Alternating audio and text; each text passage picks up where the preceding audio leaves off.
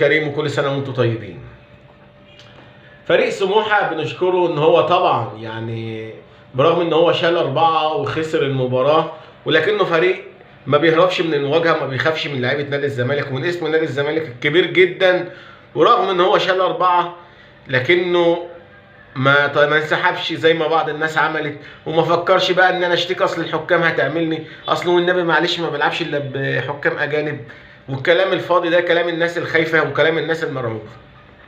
نادي الزمالك وفريق سموحه عملوا مباراه رهيبه جدا في وسط ما احنا مشغولين بقى بالكنافه والقطايف واللطايف.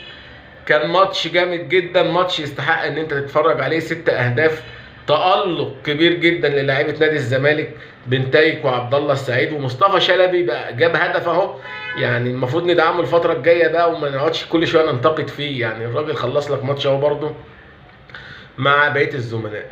يعني الماتش ده زي ما يكون ربنا بيكافئ فيه الناس المظلومه من جماهير الزمالك ومن النقاد، اللي اي لعيب في الزمالك مستواه بيهبط او بينزل او بيقل طبيعي جدا، مفيش لعيب مستواه بيفضل ثابت على طول. يعني عندك مصطفى شلبي، عندك الجزيري، اكتر ناس كانوا بيتقطعوا في البرامج الرياضيه وفي استديوهات التحليل ويقول لك اصل مستواهم واصل.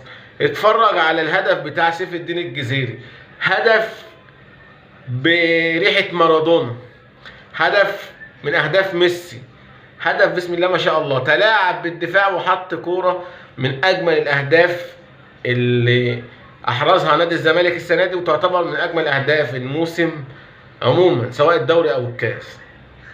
بنتايك بيواصل التألق، ومفاجأة اللقاء هو هدف مصطفى شلبي.